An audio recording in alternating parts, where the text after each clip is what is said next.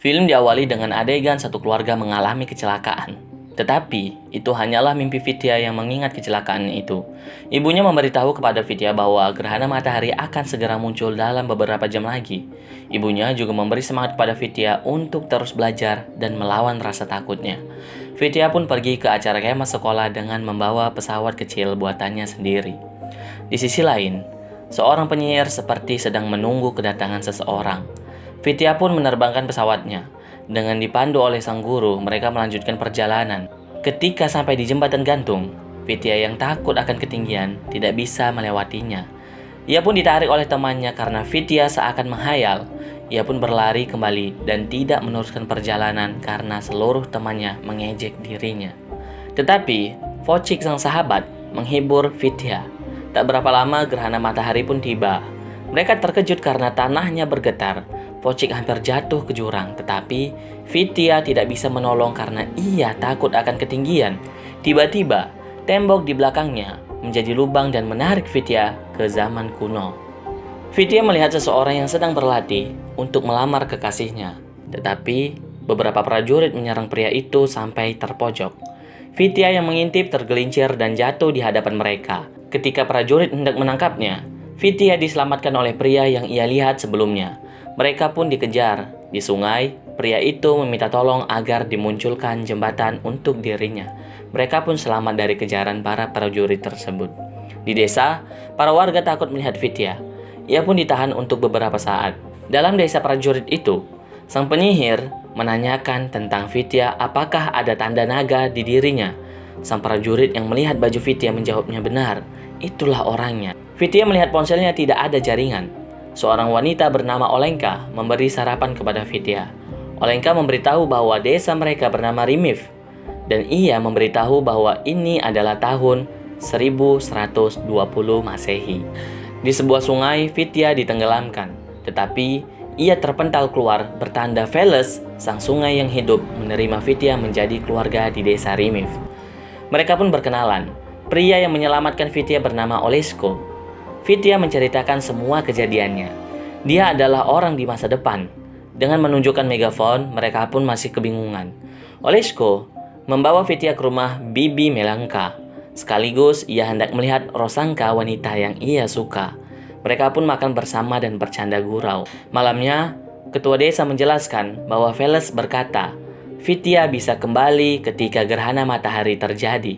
Tetapi itu butuh ratusan tahun lamanya. Kemudian sang kakek juga mengabari lubang dimensi itu bisa dibuka paksa dengan bantuan orang-orang Majus. Tetapi itu sangat sulit untuk menemukan mereka, ungkap saudaranya. Keesokan harinya, Vidya memotret aktivitas dan bangunan-bangunan warga. Ia bertanya kepada Olesko bagaimana cara menemukan orang-orang Majus. Olesko pun memberitahu bahwa para Majus tidak mau memberi informasi kecuali dengan lulus tes dari mereka.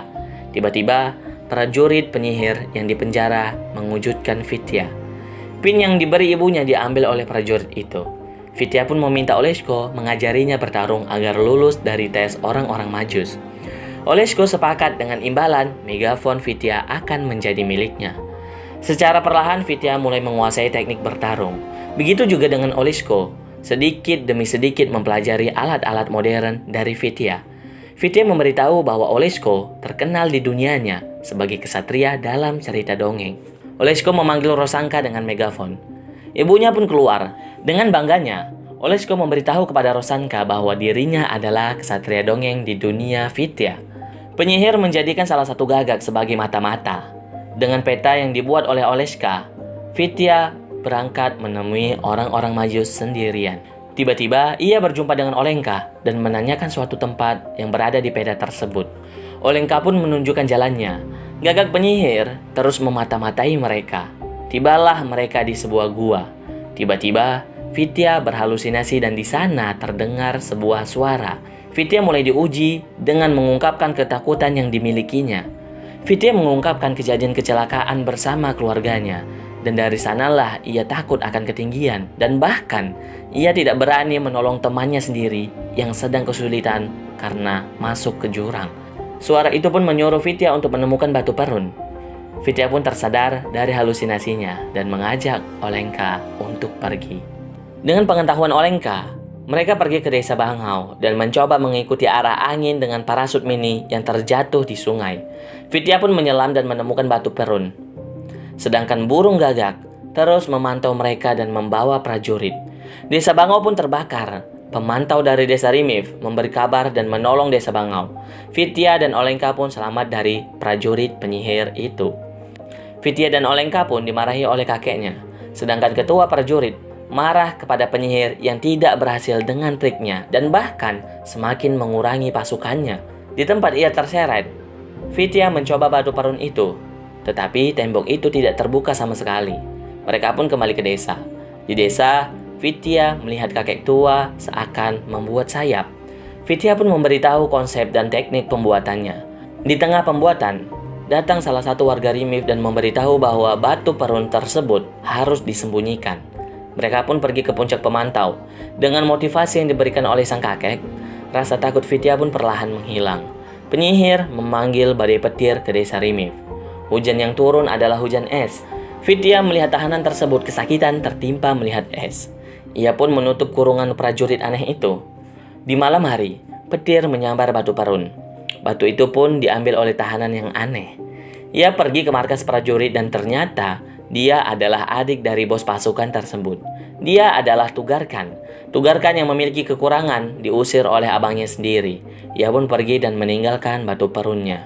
Mengetahui batu perun ditahan prajurit penyihir, mereka pun menyusun rencana dengan menyelesaikan pesawatnya dan menyerang prajurit di malam hari. Sedangkan penyihir mencoba kekuatan batunya. Namun, penyihir itu tidak bisa karena hanya orang yang terpilihlah yang bisa menghembuskan kekuatan di dalam batu itu. Keesokan harinya, Olenka dan kakeknya mengambil lumpur di hutan. Tetapi, Olenka tertangkap dan kakeknya tertusuk. Warga Rimif bersedih karena kehilangan petuah mereka. Dengan kesal, Vidya pergi sendirian tetapi ia tertangkap. Penyihir itu menyuruh Vidya mengembuskan kekuatan di batu itu. Tetapi Vidya meminta ranselnya yang berisi banyak petasan karena mereka tidak tahu tentang petasan. Mereka menduga Vidya sedang membuat ritual sihir. Mereka pun hendak kabur tetapi tertangkap kembali. Kini Vidya pun menemukan cara menghidupkan batu tersebut, yakni berdua dengan hati yang ia suka. Ia berhasil menghidupkan kekuatan batu itu dengan Olenka. Bos prajurit itu menyuruh Tugarkan membunuh mereka. Sedangkan penyihir telah membangkitkan monster dengan batunya. Tugarkan yang hendak menebas leher Vidya teringat bahwa ia pernah ditolong oleh Vidya. Lalu Tugarkan pun juga membantu mereka untuk kabur dari sana. Tugarkan pun dibunuh oleh saudaranya sendiri. Mereka berdua sampai di desa dan membuat rencana. Tak berapa lama pemantau desa memberi isyarat. Ternyata para prajurit dan penyihir membawa monster batu yang bernama Golem yang dibangkitkan dengan batu perun. Sang penyihir mengendalikan golem dengan batu itu. Warga Rimif menyerangnya dengan batu api, tetapi itu tidak berpengaruh sama sekali. Bahkan, golem menyerang balik. Olesko memiliki rencana membawa golem kepada Veles, sungai yang hidup. Olesko pun keluar dari gerbang. Dengan triknya, perlahan-lahan ia mengarahkan golem ke Veles. Olesko pun berhasil membuat golem kebingungan. Tepat di depan Veles, mereka pun masuk secara bersamaan. Golem tertarik ke dasar dan tidak bisa keluar. Para warga pun senang, tetapi Rosangka bersedih karena Olesko tewas dengannya. Tetapi ia berhasil selamat dan bangkit kembali. Tiba-tiba gerhana matahari kembali terjadi. Vidya pun pamit kepada Olenka dan ibunya dan langsung menuju lubang dimensi tepat di mana dia diantarkan ke zaman kuno. Prajurit penyihir terus menyerang mereka dan masuk ke benteng Rimif. Namun, berkat kerjasama warga desa Rimif, mereka berhasil ditaklukkan dan mundur. Vidya kembali karena ia menduga bahwa gerhana akan membangkitkan golem kembali. Ternyata benar, golem bangkit kembali. Vidya naik ke puncak pemantau dan menerbangkan pesawat buatan kakek tua yang sudah wafat itu. Sedangkan Olenka hendak dibunuh oleh golem. Tetapi Olesko datang menyelamatkan Olenka. Vidya berhasil menjatuhkan penyihir dan tiba-tiba gerakan golem terhenti karena tidak ada yang menggerakkan batu itu. Vidya mendapatkan batunya tetapi ia diserang oleh bos prajurit. Namun Vidya melempar batu itu ke Veles dan golem pun hancur berkeping-keping. Olesko datang dan menyerang bos prajurit itu. Bos tersebut pun jatuh ke jurang. Gerhana hendak menghilang. Ia diantar oleh Olesko ke lubang dimensi. Ia juga pamit dengan Olenka, wanita yang ia sukai. Lalu, ia masuk ke lubang dan menghilang. Di dunianya ternyata sahabatnya masih bertahan untuk tidak masuk ke jurang itu. Teman kemahnya juga melihat hal itu. Vidya berhasil menyelamatkan sahabatnya dan menceritakan semua kejadian di balik lubang dimensi. Teman kemahnya pun bertepuk tangan karena haru melihat Vidya menyelamatkan sahabatnya sendiri. Setahun kemudian, Vidya mengunjungi batu dimensi karena rindu dengan kekasihnya yang berbeda zaman dengannya. Lalu, film pun selesai. Begitulah akhir cerita dari film The Stronghold yang rilis pada tahun 2017 ini.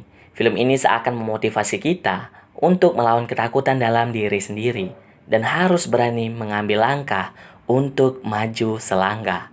Terima kasih telah mengikuti alur cerita ini. Semoga kamu terhibur dan sampai jumpa.